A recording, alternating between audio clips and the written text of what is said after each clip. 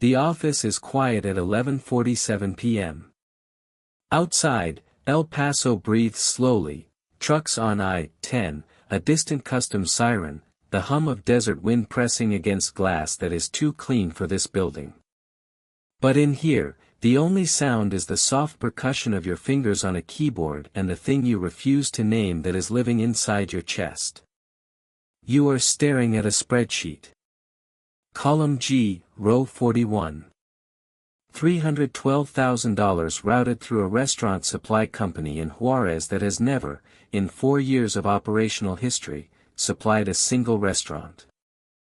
The number is wrong. Not mathematically wrong, you balanced it perfectly, distributed across 11 subsidiary accounts, timed across 3 fiscal quarters so no single deposit triggers a SAR. No, the number is wrong the way a smile is wrong when it doesn't reach someone's eyes. Your hands don't shake. That's the thing about you. Your hands have never shaken, not once, in 3 years of this work. You were born with that particular stillness, your mother called it a gift, your professors called it precision, and the man who hired you called it useful. Your hands stay flat and steady on the desk. But your mind is a different country entirely, and tonight, in that country, it is raining. You are 29 years old. You have a 3.92 GPA from UTEP. You have a mother who still presses your shirts when you visit on Sundays. You have a savings account with more money in it than both your parents earned in a combined decade. And you have, somewhere underneath the rational geometry of your thinking, a conscience that you have not entirely managed to kill. You probably didn't expect your life to end up like this. Most people don't.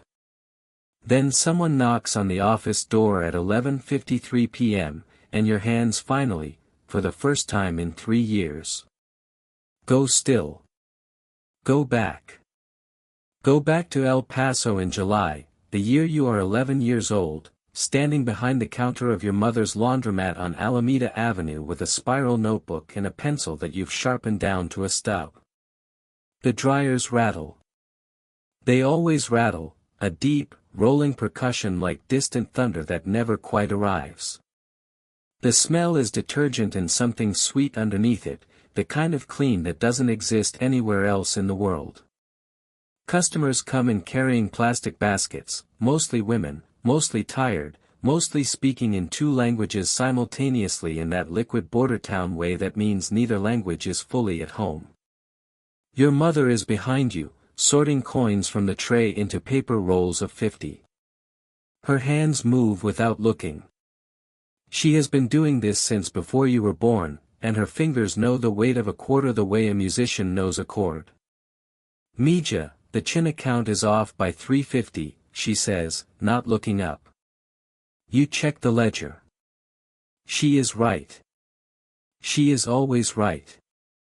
This is where it begins, not with crime, not with ambition, but with a woman who believed that order was a form of love. Every receipt filed. Every column checked twice. Every dollar accounted for with the same quiet seriousness that other mothers reserved for prayers. She taught you that numbers are not abstract. Numbers are rent. Numbers are the difference between the light staying on and the dark. You remember the dryers more vividly than birthdays. You remember the sound of coins dropping and the blue flicker of the neon sign and the soft hydraulic hiss of the washers completing their cycles. You remember the first time you understood that cleaning things, really cleaning them, systematically, down to the structure, was its own kind of power. Clean. The word meant something specific and honest in this place. It would not always mean that. One evening in August, while you are correcting a transposition error in the petty cash log, $7.40 entered as $4.70, a man in a pale linen shirt sits down at the bench nearest the door and watches you for 4 minutes without blinking. You don't realize, then, that he is already running numbers on you. Here is what you believed, once. You believed in the sequence: study, qualify, apply, get hired, build. It was not a naive belief, it was an earned one. You had watched it work for others. You had done everything in the correct order with the correct seriousness and the correct grades, and by the time you walked across the stage at UTEP on a Thursday in May with a Bachelor of Business Administration in Accounting and a GPA of 3.92, you were certain, not arrogant, certain, that the door was going to open. It didn't open. The market, that spring, was brutal. Firms in Dallas had frozen entry-level hiring. The Big Four had 300-person waitlists.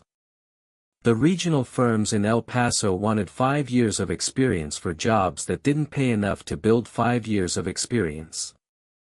You sent 74 applications in 4 months.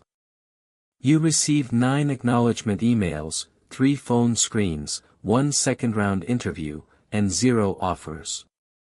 You stopped counting after a while because counting felt like pressing on a bruise. You took bookkeeping jobs.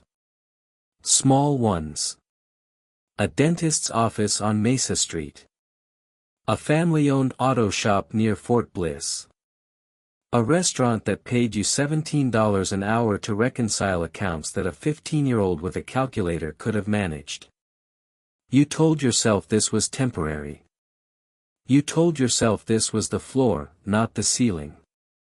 You told yourself a lot of things in that period, and the things you told yourself grew less convincing with every passing week. Pride is not the same as arrogance. You were not arrogant. But you were proud, and pride has a shelf life, and when it expires it doesn't disappear, it curdles into something quieter and more dangerous. Something that looks, from the outside, like patience. You were not patient. You were waiting. It is the second Tuesday of October, 8 months after graduation. You are standing outside your mother's laundromat after closing the books for the day, and a black SUV with Chihuahua plates pulls slowly to the curb on Alameda Avenue, and the man behind the wheel looks at you the way people look at things they have already decided to buy. His name is Salvador Renteria. He doesn't tell you that right away. He tells you his name is Salvador, as if the second name is a door you have to earn the key to, and he shakes your hand in the parking lot of a Stripes gas station on the Montana corridor with the grip of someone who has never needed to prove anything with a handshake. He is 51 years old. Gray at the temples. A watch that costs more than your mother's laundromat equipment combined. He speaks to you in English, then Spanish, then back to English again, seamlessly, the way bilingual people do when they're more interested in watching how you track language than in the language itself. I've been told you're good with numbers, he says. I'm a licensed accountant, you say. I know, he says. That's not what I asked. He slides a folder across the table. You are in a booth at the back of a diner off Paisano Drive that smells of green chili and burned coffee. The folder is manila. Unremarkable. Inside it are 17 pages of financial statements, 3 restaurant groups, 2 auto dealerships, a construction contractor, and 4 shell corporations registered in New Mexico with addresses that correspond to UPS store mailboxes. You look at the numbers. Here is the thing that will haunt you for the rest of your life: you are not horrified first. You are fascinated first. The horror comes later, much later, after the money, after the routine, after the thing you will eventually call normalization. But in this moment, in this booth that smells of chili and bad coffee, what you feel is the specific electric pleasure of a pattern presenting itself to be solved. The cash streams don't match inventory. The payroll figures are padded by exactly 12% across all 3 restaurant groups, not randomly padded, deliberately padded, in a way that suggests someone almost knew what they were doing but didn't know enough to vary the percentage. The invoice timing is clumsy. The depreciation schedules are being used as holding chambers for cash that needs to move. It is, objectively, a mess. You fix it in your head in 40 minutes. Mentally reorganize the layering, adjust the bank distribution across 9 institutions, correct the invoice timing, restructure the depreciation into something that could survive a routine audit. You look up. Salvador is watching you the way your mother used to watch the coin sorter. Waiting for the total. When the driver drops you home, he hands you $6,000 in a white envelope. For the first time in 8 months, relief is louder than everything else. You are not a criminal. You are a technician. This is the distinction you make in those first months, and you make it carefully and often, in the quiet of your apartment on Cincinnati Avenue at 2 a.m. when the distinction is the only thing standing between you and a feeling you are not ready to have. You don't touch drugs. You don't touch weapons. You don't know names beyond Salvador and 3 others. You fix structures. You build systems. You are an accountant who does what accountants do: organize, categorize, reconcile, and the fact that the underlying reality is monstrous is, you tell yourself, not the same as being part of the monster. The lie is elegant. That's why it lasts. By month 4 you have built shell company infrastructure across 9 banking institutions in 3 states, Texas, New Mexico, Colorado. You have created 23 invoice relationships between entities that don't know each other exist. You have designed a depreciation timing system that absorbs $2.1 million in quarterly cash with no single entry exceeding $87,000. You have scheduled deposits to stagger across 14-day windows to stay below CTR thresholds. You have, in short, taken chaos and given it a skeleton. And the money is real. Your rent is paid. Your student loan balance drops from $41,000 to $18,000 in 6 months. Your mother mentions, casually, once, in the kitchen after Sunday dinner, that the laundromat roof has been leaking for 2 years. By Thursday the roof is fixed. You tell her you found a deal.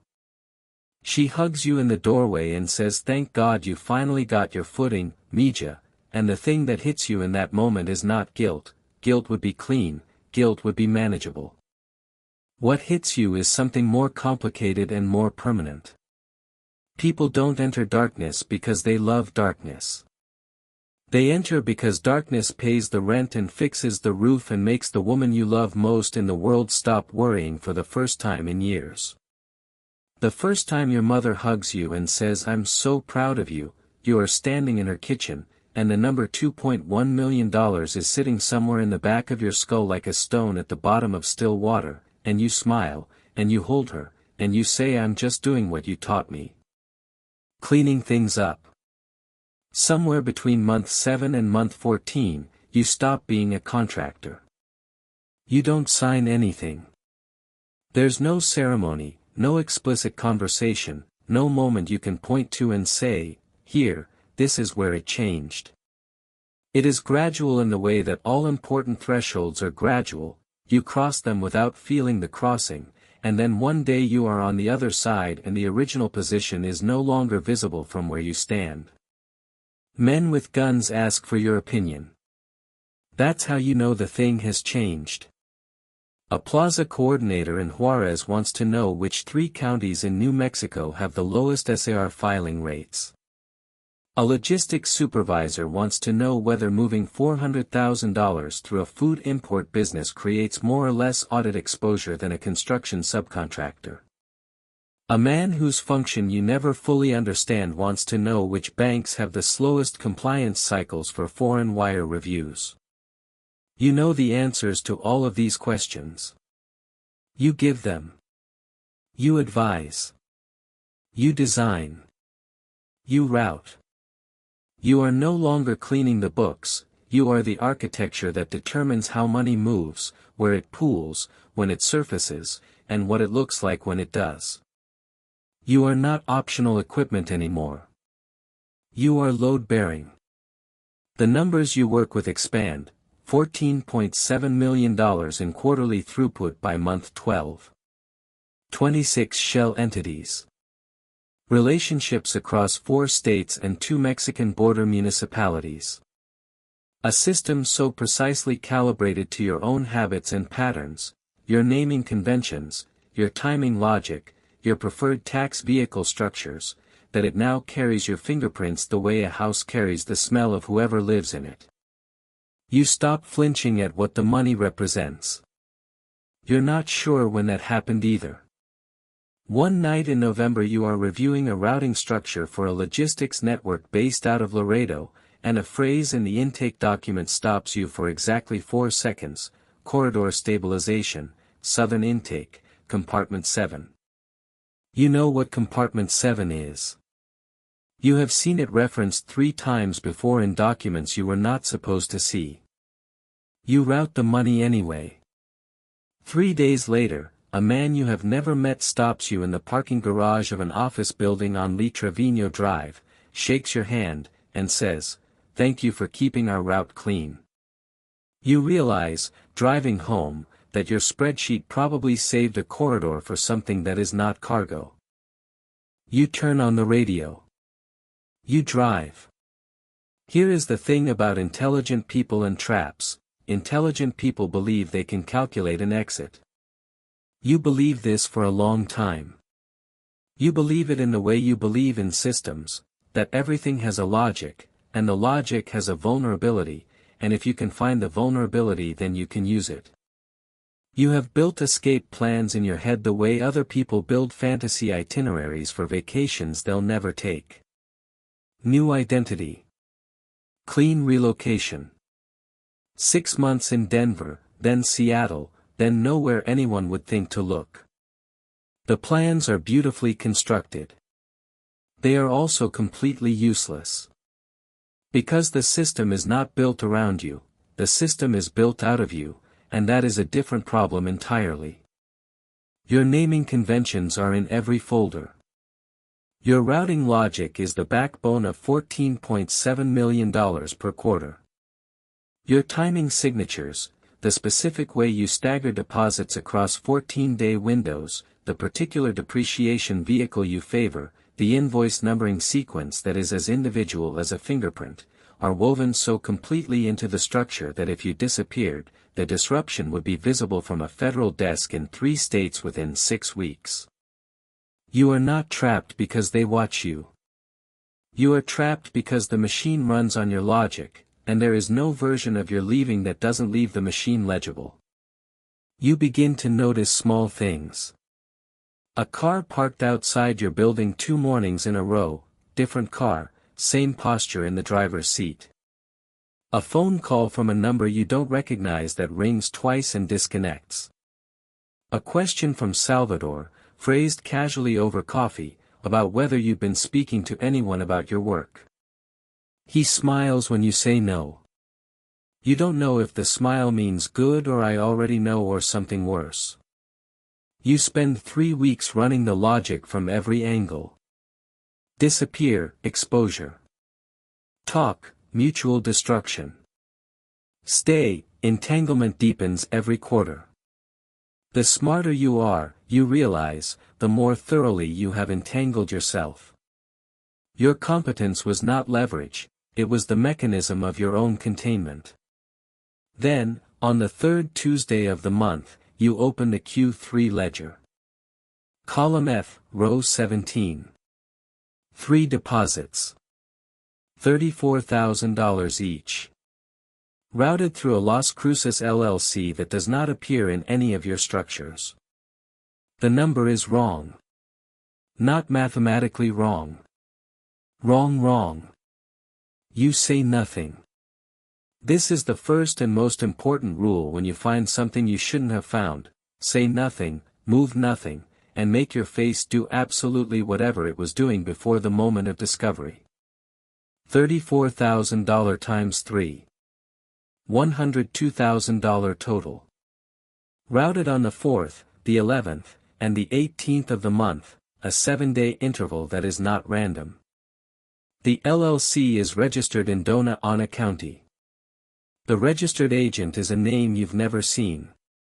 The deposits land in an account that feeds into a routing chain you didn't build, which means either someone built a parallel structure inside your architecture without telling you, or someone is using your architecture as cover for something that has nothing to do with the organization.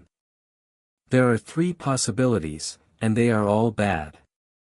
First possibility, someone inside is skimming.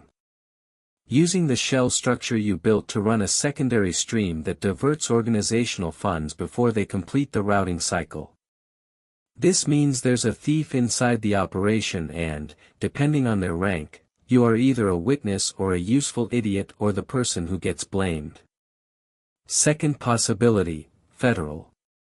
An undercover financial instrument, planted inside your structure by an agent who has been watching the system long enough to understand how it works. This means the architecture you built is now being used as evidence, and you are not a witness, you are the architect. Third possibility, a test.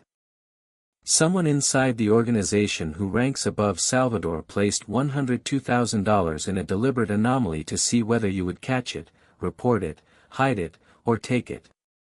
To see what you do when you find something you shouldn't find. Your mind runs all 3 scenarios simultaneously, which is both your greatest professional skill and, in this moment, close to unbearable. You cannot ask questions. Questions signal that you noticed. You cannot fix it. Fixing it without authorization signals complicity in either direction. You cannot ignore it. Ignoring it signals that your system is compromised or that you are already cooperating with someone. Every option has a cost. Every cost is denominated in something you don't want to lose. You sit with it for 9 days. On the 10th day, Salvador calls your cell at 7:15 a.m. "I need to see you," he says. "Just us." His voice is exactly as calm as it always is, which tells you absolutely nothing, which is the most frightening answer possible. He chooses a coffee shop on Zaragoza Road at 8 a.m. on a Thursday. Public. Busy. The deliberateness of the choice tells you things. A meeting meant for violence would be private. A meeting in a coffee shop with morning commuters and laptop workers and the soft ambient noise of an espresso machine is a meeting designed to feel safe, which means it is a meeting in which you are expected to feel the performance of safety while understanding that it is, in fact, a performance. Salvador orders a cortado. He doesn't look at his phone once. He asks you about the Laredo structure. You discuss it. He asks about Q3 throughput. You give him the correct numbers without referring to notes, because you never need notes, which is one of the reasons he hired you and one of the reasons he will never fully trust you. Smart people make better tools and worse allies. Then he says, carefully, loyalty is the only thing that protects everyone in an arrangement like ours. Not an accusation. Not even a question. Just a sentence placed in the air between you the way you might place a sharp object on a table, not pointed at anyone, just present, visible, understood. You say, "I understand that." He watches you for a moment. "Good," he says. And then, there's pressure right now. From multiple directions. I want you to know that I think of you as someone who understands the value of discretion. He is warning you. He is also threatening you. He may also, you realize with a coldness that settles into your spine, be asking for your help. The organization is not as stable as it presents itself. The crack you've been sensing, the discrepancy, the unnamed pressure he references obliquely, is real. Salvador, in this coffee shop on a Thursday morning with his cortado and his perfectly still hands, is worried. For the first time in 3 years, the architecture has a fracture in it. You drive home. You sit at your kitchen table for 22 minutes without moving. Then you open your laptop.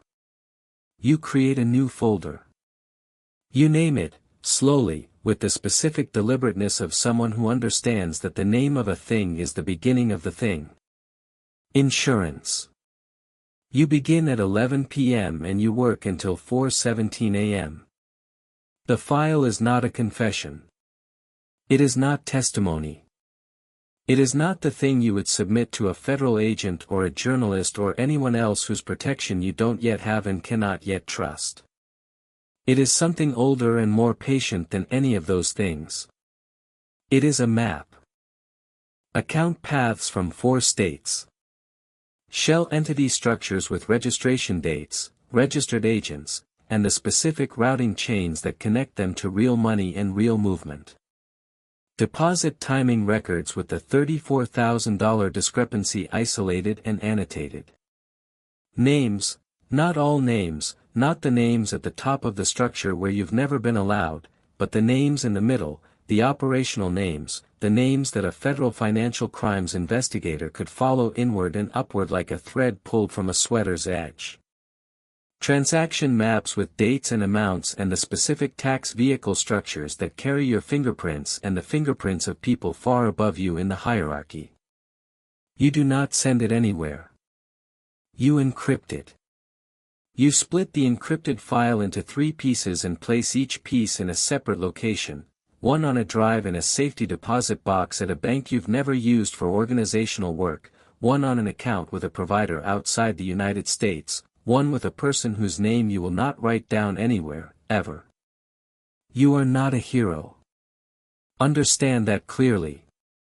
You are not dismantling anything. You are not going to walk into an FBI field office tomorrow morning. You are still inside the system. You are still the architecture. You are still, technically, legally, morally, part of the machine. But for the first time in 3 years, you are not only maintaining the machine. You are documenting its skeleton. You close the laptop. The apartment is quiet. Outside, on Alameda Avenue 2 miles from here, your mother's laundromat stands dark and locked, the dryers still, the neon sign off. You can hear it anyway, that specific rattle, that rolling percussion like thunder that never arrives. You can smell the detergent. You can see her hands moving over the coin tray, patient and precise and clean. Clean. The word she built her life around. Here is the cruelest thing you have learned. The cleanest looking things are often the dirtiest of all. And the dirtiest secret in this world is not what happens in the dark. It is how completely ordinary it looks in the light. You save the file. You close the laptop. You listen to the silence where the dryers used to be.